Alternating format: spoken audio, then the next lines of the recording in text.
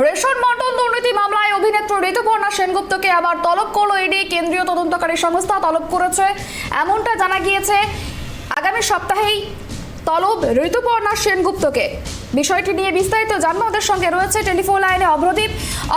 বোধে হাজিরা দেননি ঋতুপর্ণা, ইডি দপ্তরে আবার ডাক পড়লো অভিনেত্রীর। কি জানা যাচ্ছে, অভিনেত্রী কি এবার সিজিও কমপ্লেক্সে যাবে? একদমই, দেখো বুধবার সকাল 11টার সময় সিজিও কমপ্লেক্সে তলব করেছিল এনফোর্সমেন্ট ডিরেক্টরেটের আধিকারিকরা। ঋতুপর্ণা সেনগুপ্ত নির্ধারিত সময় যে সকাল 11টা ছিল তখনও পর্যন্ত হাজিরা দেননি।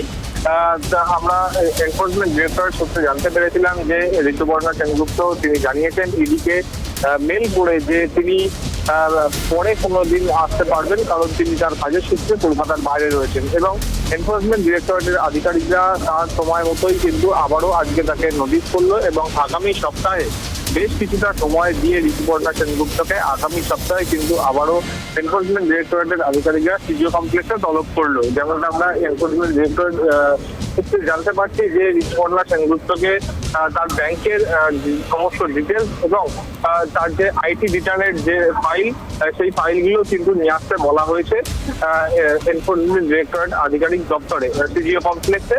এবং কবে তাকে ডাকা হয়েছে, আগামী সপ্তাহে কবে তাকে ডাকা হয়েছে, কোন দিনে এবং কখন তাকে ডাকা হয়েছে সেটা কিন্তু এখনো পর্যন্ত স্পষ্ট নয়। কিন্তু এইটুকুনি আমরা জানতে পারছি যে আগামী সপ্তাহে রেশন বন্টন দুর্নীতি মামলায় আবারও ঋতুপর্ণা সেনগুপ্তকে তলব করা হলো এনফোর্সমেন্ট ডিরেক্টরেটের আধিকারিকদের তরফে।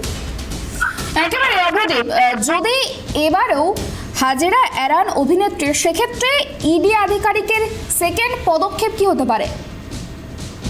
দেখো, তারা আইনি পরামর্শ নেবেন এবং পরবর্তীকালে কিন্তু তারা আদালতেও, যেহেতু জ্যোতিপ্রিয় মল্লিক রাজ্যের মন্ত্রী, তিনি ইতিমধ্যেই গ্রেপ্তার হয়ে রয়েছেন এবং রেশন বন্টন দুর্নীতি মামলার যে তদন্ত সেটা হাইকোর্টে সেটা কিন্তু চলছে এবং ব্যাংশাল কোর্টে সেই মামলার শুনানি নিয়মিত হয় এবং সেখানে কিন্তু তারা একটা আবেদন জানাতে পারেন যে ঋতুপর্ণা সেনগুপ্তকে বারবার ডাকা সত্ত্বেও তিনি কিন্তু হাজিরা দিচ্ছেন না, তার বিরুদ্ধে কিন্তু কড়া পদক্ষেপও নিতে পারে এনফোর্সমেন্ট ডিরেক্টরেটের আধিকারিকরা। তবে যেটা মনে করা হচ্ছে যে যেহেতু গতকাল এনফোর্সমেন্ট ডিরেক্টরেটকে অভিনেত্রী ঋতুপর্ণা সেনগুপ্ত জানিয়েছিলেন মেল করে যে তিনি অন্য কোনো দিন তাকে হাজিরা দেওয়ার জন্য ডাকা হলে তিনি কিন্তু সহযোগিতা করবেন।